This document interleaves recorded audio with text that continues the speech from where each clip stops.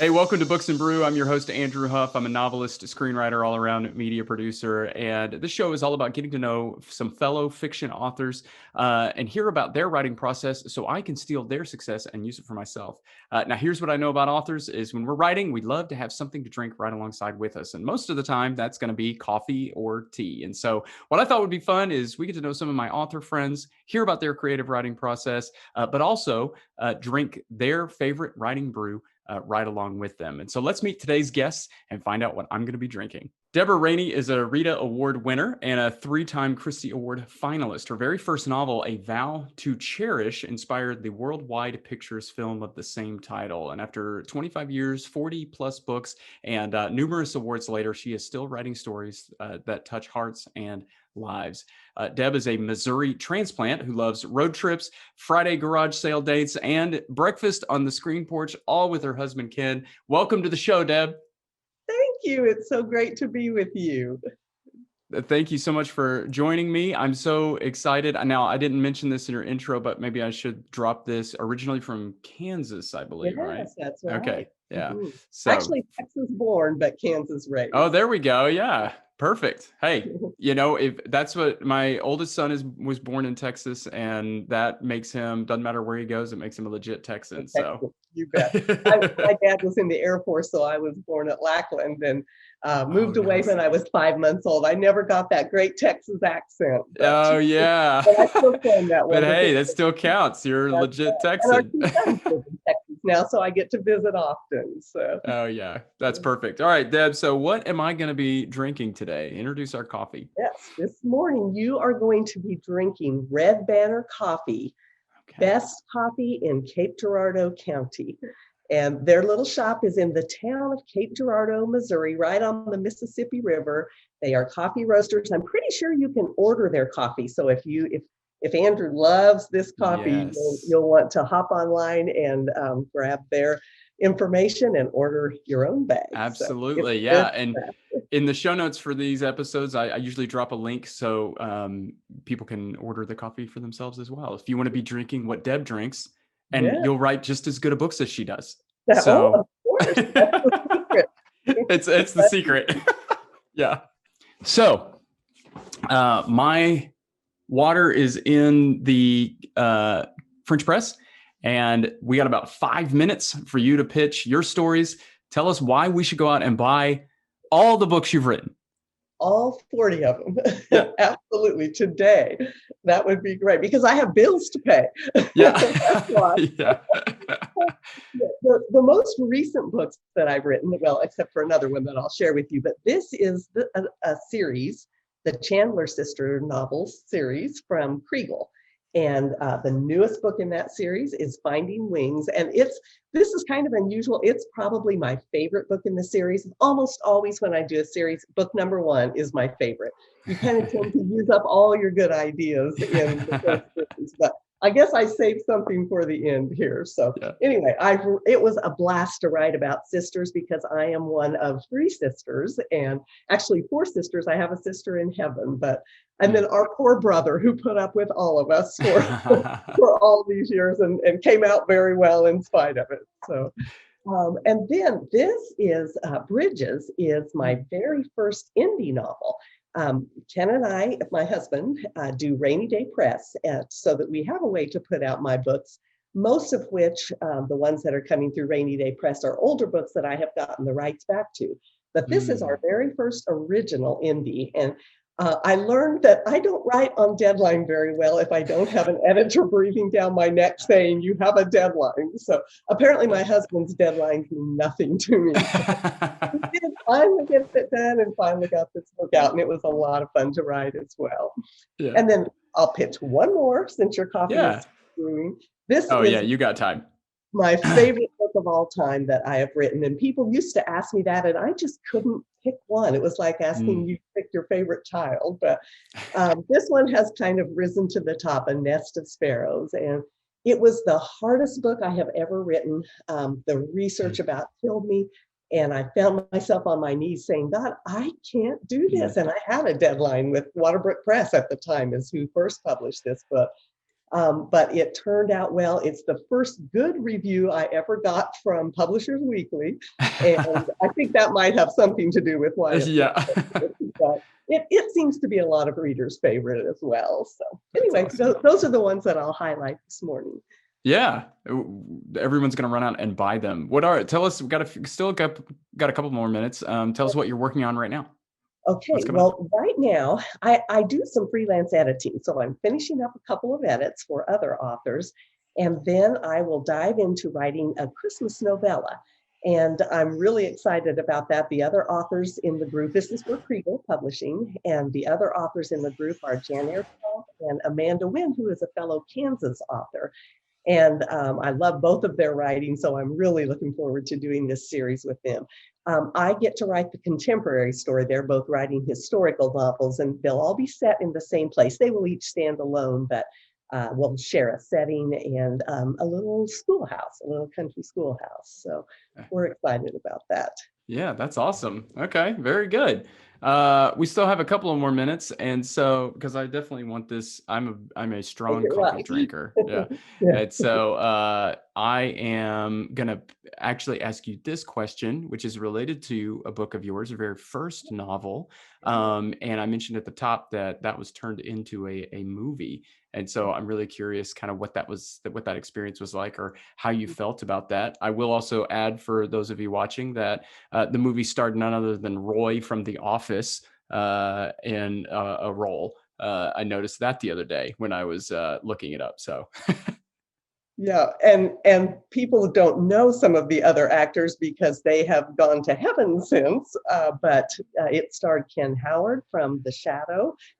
No, The White Shadow. Was that the name of his character? You're too young to know that, Andrew.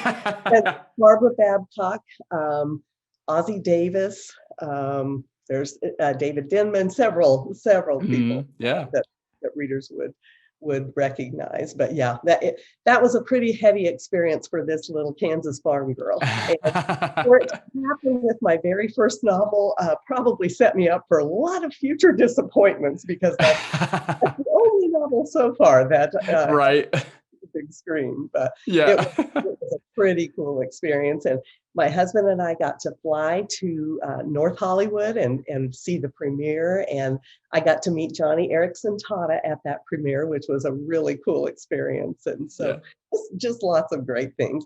I do have two of my books have been optioned for film. And so that's we're cool. hopeful that this might happen again. But you never know. For sure. Lots of books get optioned and nothing ever happens with it. Right. But it's the first step. So yeah, that's awesome.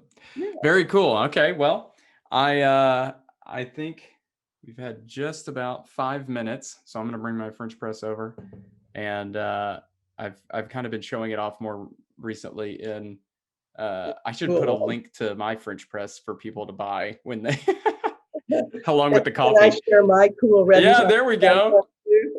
Yeah, perfect.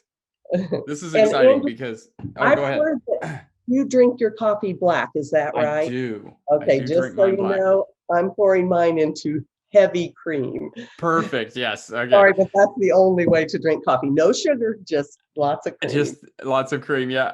I used to be, this is a long story, but I used to be a much more of a, there we go, coffee pour cam. I love that. Yeah. No fancy design showed up in there, but I'm not a barista. I used to drink creamers, and to make a long story short, I kind of went through, I was doing like have you ever heard of the Daniel fast? Yes, I have. I've done it before, actually. Yeah, so I was doing the Daniel fast, and like it was a church-wide thing we were doing, and everybody is like always trying to do, let's put more stuff in our coffees, like, whatever we can figure out that will make it sweet, or whatever. And I eventually was just like, look, I want to drink coffee. It feels like it's too much time to try to figure out the right balance of everything. So I'm just going to start drinking it black. Mm-hmm. And it's like a 40-day thing, I think. And so after that long of drinking it black, like that's the only thing that tastes right now. Probably. Yeah, exactly. I couldn't go back. So I don't like sweetened creamers or commercial creamers, but just good old fashioned regular. There we go. Yeah. Whipping cream. Yeah, nice. So that's great. It's my one indulgence. So Here we go on my coffee cam. We're going to see how this turned out. Looking pretty good. I think I got the ratios pretty good. That's a nice color. I should ask what everybody does in terms of their coffee to water ratio. Oh, yeah. Because it's always different. Oh, now then when I was talking to Jamie Jo Wright, though, she was like, oh, I put coffee in. I don't even measure it. That's how I do. I pour it straight out of the bag and I just eyeball it. And I've never so I can drink just about anyway, weak, strong, however. So now remind me, red letter, right? Is it red letter? Is that what we call it? Red banner. Red banner. Yep. Okay. Yep. Red Banner coffee. Here we go. First taste. Now remember, I'm not going to tell you what I think till the very end, and then I will review the coffee. Tell the story. So, yeah. So, and then also I always give like one nice slurp into the microphone so that everybody can hear it. Don't burn your tongue. That wasn't a loud slurp, but it is pretty hot. There you go. I heard that one. All right. Yeah, you got that one. Very good. Very good that you heard it. I'm not saying anything about the coffee yet. Right? I know. I'm not gonna. All right. So we got our brew. Yeah. We've talked about your books. This show is all about talking about creative writing and our process. I'm going to throw you a couple of curveballs that I'm going to go ahead and let you kind of think about a little bit. But I'm always interested in sort of someone's process, just when it comes to straight, like what kind of software do they use? What kind of, how are they one of my favorite questions, and maybe you can go ahead and answer this one, is are you a plan it or pants it?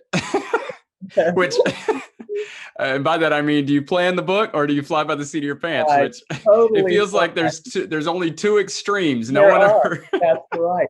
When I first started writing, I kept talking to these authors that had extensive outlines, and I thought, oh, I've got to start doing that. And so I tried to, become a plotter, and I am not a plotter. I am a pantser all the way. To me, if I have too much of the book plotted out, it takes all the fun out of writing. I want to be as surprised as the reader is about what happens next. So I know, obviously, you have to know a little something about your book. I know the back cover copy, basically. And I usually know the end, not always. In fact, a couple of times I've not been able to sell a book because I didn't know the end. And my publisher said, we don't see how that could possibly turn out well. But I always know that it will come. The ending will come. Yeah. So yeah, totally pants it all the way. And sometimes I'll plot, 2 or 3 chapters ahead as good ideas come. But for the most part, I just write, and what comes, comes. And what I've learned is that when you write as a seat of the pantser, you may write yourself into a corner and have to delete 3 chapters and back up. But that probably doesn't take any more time than it took the plotters to figure out their plot. So I think it's 6 of one and half a dozen of another. And it's so much more fun to write. Well, I'm a plotter. So I started with extensive outlines, and I've kind of started whittling it more down, mainly because I'm more confident, essentially, but I usually know how a chapter goes. So how it starts, how it ends, and then just build it all out. And I'm even to the point where I'm like, it's going to have this many chapters. The chapters are going to be this long, and that kind of planning. But what I will say to kind of affirm a little bit of what you were just saying is there are times, and I've mentioned this in other episodes with other authors, that the characters will take on a life of their own. And eventually, I'll have a chapter that ends up the character took it over, and it's going differently from what I had planned. And I want to be a plotter that still leaves room for that, where I'm not whipping my characters into shape, being like, no, you don't get to do that, I totally hear you. And to anybody listening to this who is not a writer, that sounds crazy, but I totally do. Yeah. Well, it's so much of it. Oh, go ahead. Well, I was just going to say that's the best, when the characters take over. I think that's when your story is working, because you plugged characters into a plot and they mesh perfectly and it's working. So Yeah, absolutely. And so often with those characters, that there's a voice that sort of comes into it for me, like that, and they're almost their personality a little bit that maybe as I'm writing it kind of starts to come alive. And so that's where when you are working on fleshing out realistic characters, then you almost have to let them do what they would do, because yeah, you might go, oh, this person has this personality and it's starting to take me this way, and I hadn't thought of that. But to try to correct that makes that character, that's what we say when someone does something out of character, right? yeah, Like exactly. that's well, they wouldn't do that. They're not impulsive like that, Exactly. And I spend a lot of time as a seat of the pants writer, going back to the first third, maybe half of the book, and rereading and realizing, oh, that's not who my character has become. So now I Mm, have to go back to the first half of the book and make her the way that that she has evolved yeah. into being. And so that's part of the seat of the pants thing. And it sounds like it is for you as a plotter as well, is that your Yeah. character, they're not really fully formed until the book is finished. And then you can Right. go back and see, do they fit the person that they have become? So, Right. and Exactly. that reminds me, I don't know what you do about this as a plotter, but one of the hardest things for me is to write a flawed character who maybe in the beginning of the book is not very likable, and Mm, to make them likable enough that the reader is willing to come along with you and give that character room to grow. yeah. I find that really difficult sometimes. Yeah, for sure. I haven't. So I'm actually the first three books that I wrote. They were, or I should say, the first three that got published. They were. It was probably a little bit easier because the character that I was working with was flawed, but flawed in ways, or he wasn't in ways that made it a little bit easier.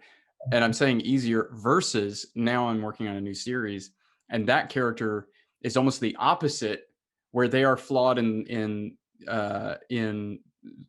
for instance, they're not a believer. They are a lot more rough around the edges.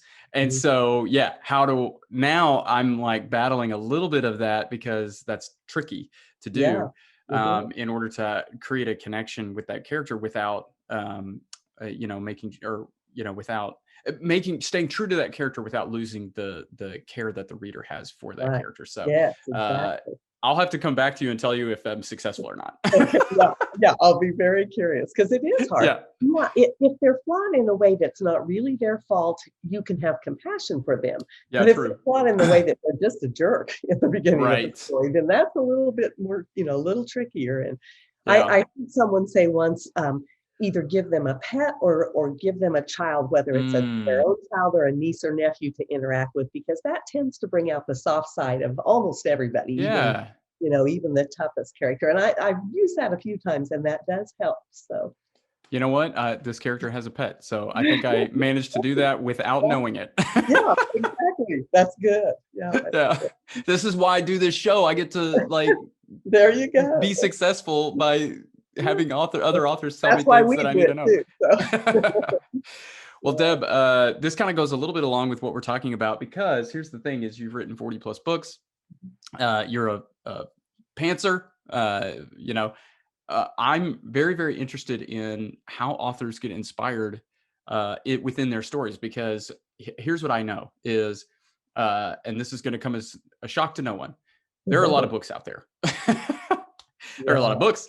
There are a lot of TV shows. There are a lot of, basically what I'm saying is there are a lot of stories. And so being able to write something, to tell a story that is original, Mhm, um, is tricky. And I know that you write contemporary fiction, mhm. and I think that's even harder, because I think when you are writing fiction that's more maybe set in a unique era, Yeah. there's a little bit of uh, sort of interest that's sort of naturally built into that. Now, that's not to knock historical fiction writers and say they have it easy, because the amount of research you have to do to Yeah. be legit in that, like, I don't even Yeah. want to touch that with a 10-foot pole, Me right? either. That's why I write contemporary. Yeah. So, But you're right. Things were a certain way, and you can't change that. Mm-hmm. You know, people spoke a certain way, they were a certain way, and yeah. So Mm-hmm. you have some. So that easy has its own parameters. challenge to creating a story within, yeah. Yeah. But in contemporary, I feel like it can be the trick, or not trick, but the challenge is staying fresh, writing an interesting story that because you don't have access to maybe some of the we're all just kind of living in contemporary times. There's no surprises, I guess, in a sense of like how we talk or what what our mode of transportation is, or that kind of thing. And so that's challenging to come up with ideas over and over and over again. And so what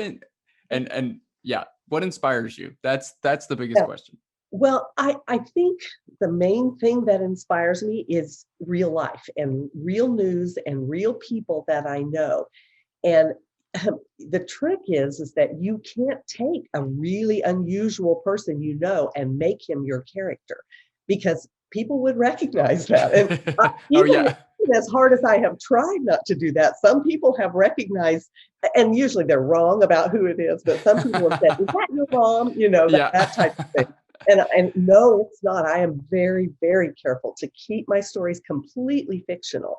But often my plots are inspired by real life stories. It's not at all unusual for my husband to tear a story out of the newspaper and put it beside my breakfast plate, and say, "This looks like a Deb Raney novel." Well, I can take that idea, but I have to change everything about it because I don't own that idea and I don't know those people. So I can't write their real story in a way that is authentic. But I can take the seed of the idea and make that into a plot, or take the seed of a character in that real life story and make that part of my character's reality. And so just being an observer of people and an observer of life and how people do life and how they handle difficulty and that type of thing really does inspire me. It really is probably the basis of most of my stories. And then the other thing that I think is that setting can make a huge difference in your story. Where you set. I love books where the setting itself almost becomes a character, because this book would not be the same if it were set anywhere else. And that could be because of terrain and weather and the physical parts of it, but it could also be because of the way people are in that part of the country or in that state or that town or whatever. So anyway. Well, so that's a good segue into this question, which is you do a lot of road tripping. And I have to imagine that influences your writing. So the big question is, do you road trip to the place you've already thought to write about, or do you road trip and then come up with the idea to write about that place you visited? Pretty much my husband plans all of our trips. So I just go with him. and if he leads me to a story, that's all the better. So there we go. And we have road trip because I'm already writing a story set in a certain place. For instance, the book, this Bridges, that our newest first indie book, is set in Winterset, Iowa, which is the home of the Bridges of Madison County. Our son went to college at Grinnell College in Iowa, and we always rode past the turnoff to Winterset. And I knew that was the home of the Bridges of Madison County. And finally, one day we had time to make that little side trip, and a whole story opened up there. And awesome. Then, of course, we had to go back several times to. Yeah, right. It's a charming, awesome little town. So that was fun to think about. But, now, are all of the stories that you've written, they're all states-based stories? Yes. Well, actually, no, I've written my Camfield Legacy series, which is Beneath the Southern Sky, After the Rains. And when I finish the novella, I will be writing a third book in that series, which is Breath of Heaven. And actually, I have quite a bit of it finished. But that one is set mostly in Colombia, South America. A place where I have never been. And so that was a real challenge to write about a very unique place that I had never been before. My research started with a missionary from our church who had retired, had come off the mission field and was 94 years old. And I picked her brain like crazy. She's now in heaven, and she was 94, but that was 20 years ago when I wrote the first book in that series. So if she were still here, she would be well up in years. So. Yeah. Yeah. So, and that's another thing that inspires me is research always leads to answers. You know, if I find somebody who has the same occupation as my character, or who lived in the same place, or who has been through the same experience, that kind of thing, that makes a huge difference. I'm interested in, and I'm going to give you the question. I'm going to talk a little bit to give you time to think. Okay. And it's very easy for me to talk. So, so you may have to cut me off. This video might not be 30 minutes. Yeah. So I'm interested in writing hacks that authors have. And that would be, that could be anything. I'll give you, for instance, I had an author give me a personalities website that they use to help flesh out characters. I have I've been trying to think of writing hacks that I have. Maybe one of them would be the way that I plot out, and the way that I sort of know, here's kind of the projected length. It's almost mathematical in a sense, where here's the projected length, here's the average size of a chapter, here's how many chapters that probably results in, and now fill out the chapters. Like, it's such a hack of how to plot, because it's so mathematically based. And I will say this about it is, even though, again, and this goes back to what I was saying earlier about letting the characters take over, like, I have a projected chapter length, right? And then I start writing the chapter. And sometimes I'm not going to get to that projected chapter length. It's going to be too short. Sometimes it goes a little long. And so, yep, exactly. So I know, and I'm pretty confident in, if I'm, the story can kind of do what the story does, but this is just a map, in a sense, that I've created that allows me to get to sort of know where I'm at. And so, and what I need to be doing. And so, anyway, that's kind of a little bit of a hack for me. I should probably write a blog post and be like, here's how you would outline a book. The mathematical way. That is so funny, because I hate math. I was terrible at math, but I do that just a little bit too. I have kind of a rule for myself that my chapters won't be any longer than 14 pages. They're usually closer to 7 to 10. And I tend to have about 40 chapters in a book. And there you go. That just works out well. It's almost a rhythm, that exactly moves itself. So yeah. One of my favorite writing hacks is writing the discussion questions. Almost all of my publishers have asked to have discussion questions in the back of the book. And since I'm a seat of the pants writer, I can't write those questions until the book is completely finished. But if I get to a place, and I always do, somewhere at the halfway or 2/3 mark where I'm kind of stuck, I just go and start working on the discussion questions. And usually those are in chronological order of how the story is going. So I can quickly write the first few questions from the early parts of the book that I've already finished.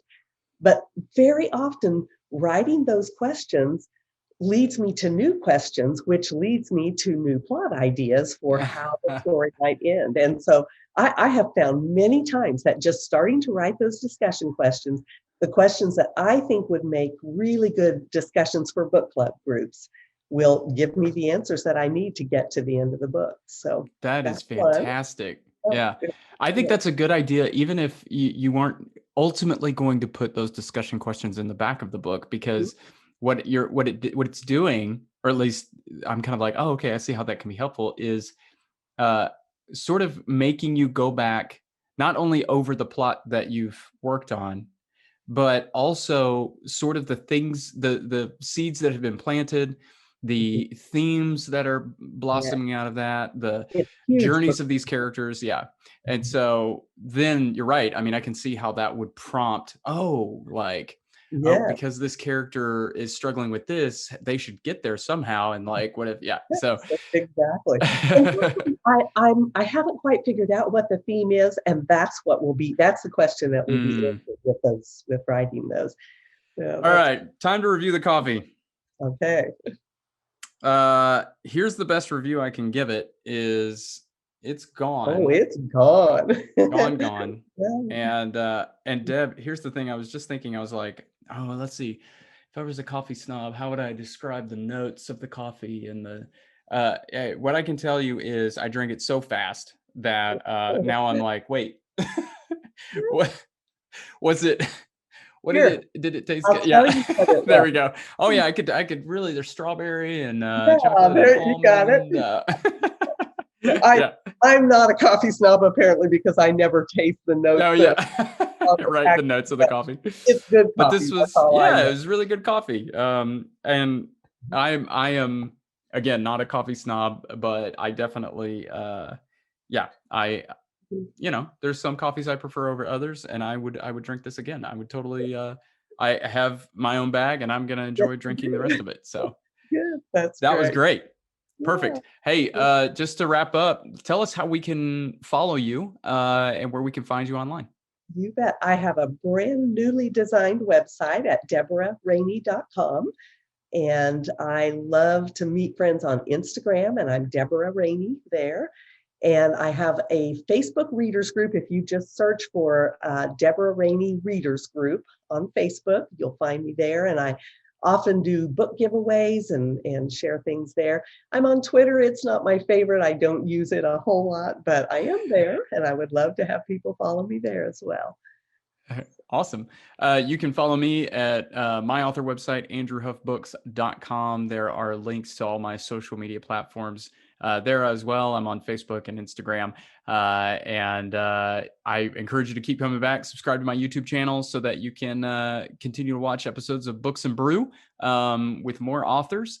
And Deborah, thank you so much for being here. This was a great conversation. And I had a great time. Totally enjoyed it. Thank you so much for having me. Fun to drink coffee together. Yeah. And you know what? I hope we get to drink coffee in person sometime together soon. Absolutely. All right. We'll see you later. Okay. Take care. Bye-bye.